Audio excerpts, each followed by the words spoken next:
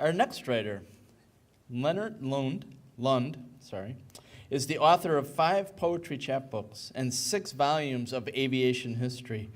Along with 24 articles on military technology, his poems and short fiction have appeared in the pages of over 60 journals and anthologies since 1965.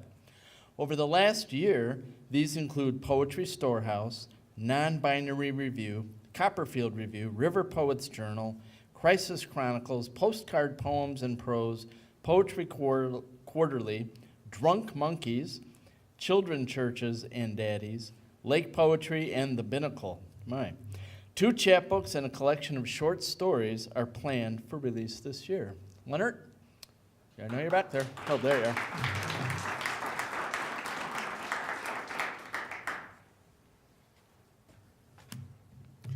Normally, my biography is all of about 3 lines long. Pretty unassuming on my part. Let's try that again. Microphones love me, I'll tell you. Anyway, Ann asked me if I wanted to write anything longer, and I said, oh, what the heck. And I can't believe I said all that stuff. It's not normally me. I spent the last 4 years at Lewis University down in Romeoville, not going to school but selling textbooks to people who were. And part of the thing there was that I was invited into the embrace of the English department and the creative writing department. And we spent an awful lot of time talking with students about where art comes from and why we write and things like that. About a half dozen poems to read you this evening. The first one goes back to 1974 when I was an undergraduate student up at Northeastern. And I would spend the time between getting out of class at Northeastern and going to work for the night, because I did both full time, sitting in the library in Blue Island and looking at books of art. And in this case, the piece of art was a landscape by Fra Bartolomeo, an Italian artist. And this is titled Arbor and Wine Press. This is where you brought me when we wed. I, 15 and not yet quick with child, though filled with longings passed down by my mother and her own. You, 18, and poorly educated to a life not set before you in the halls your father brought the tutors to. The copse of trees is thinner now, as is my life these years alone. The room in back, where first we took each other with an innocent savagery bordering on rape, is mine alone, a shrine holding memories that end with you. At the gate, our oldest son and his son, a tomcat that came to clear the mice and stayed when they were done, a wine press calling forth the joy of life. The mist grape is as fruitless as imagined lives without this place. Everybody should have a vampire poem in their portfolio. I used to moderate a writers group, and my co-moderator had a thing about vampires,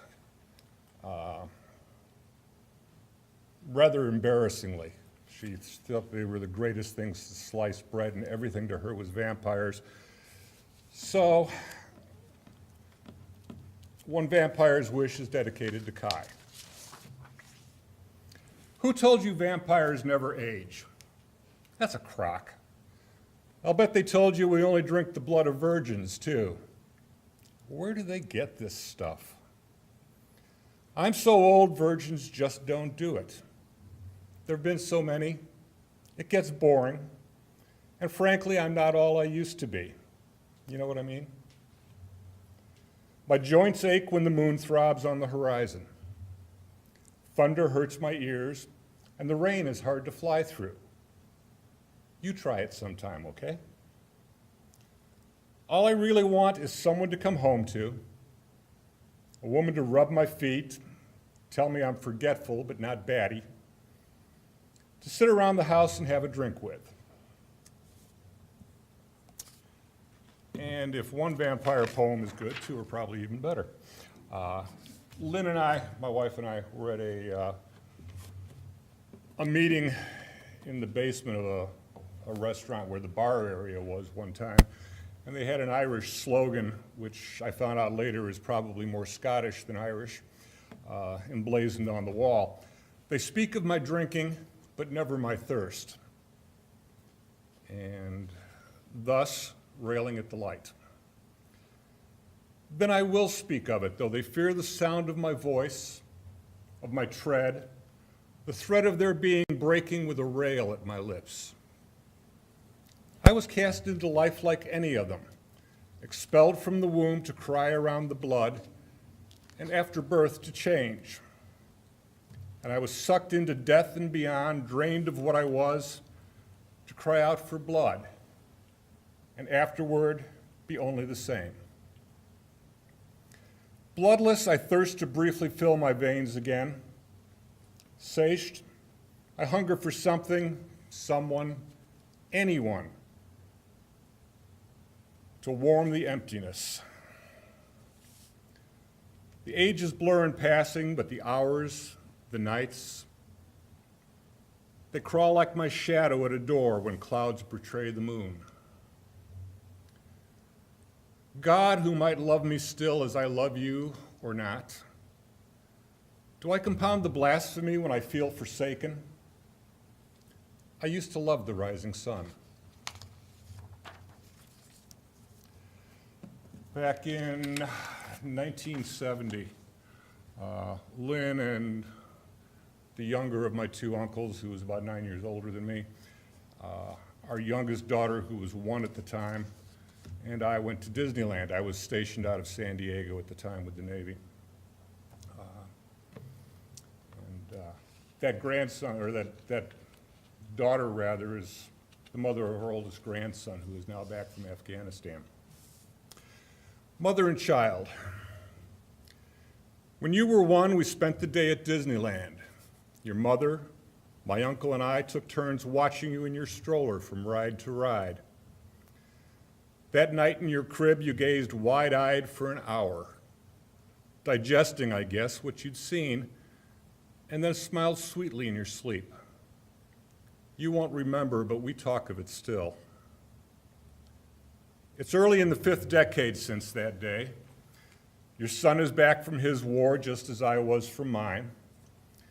His gaze across the dinner table is hooded, distant. I hope when he's a father, he'll dream of wondrous times, and fear that when he's a grandfather, he'll scratch at hidden scars and remember his bodies at the end of the day.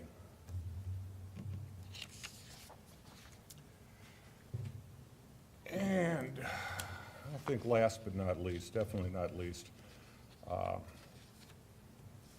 this is an elegy. It's the closing piece of my 4th chapbook, which is an anti-war collection of poems. Along with being a Vietnam combat vet, I'm also a pacifist and was discharged from the Navy as such, sort of a influential pair of events. Lynn and I are breeders of Bernese Mountain Dogs. We have been for the last 20-some years. And probably the hardest part about being a dog breeder is when you've got a puppy that dies in the first couple days out of a litter. You know, they never really stand a chance sometimes. And so this elegy expands on that. Dig the small grave and place the smaller body so, just so. The chill May rain and the warm human tears falling on her head will serve for the ritual washing of this pup, barely 2 days old. Some future digger after truth, alien or human, kneeling with trowel and brush at this grave, will note in clear, careful script the wonder that a people would be so deliberate with the smallest of their God's creatures and so careless of themselves.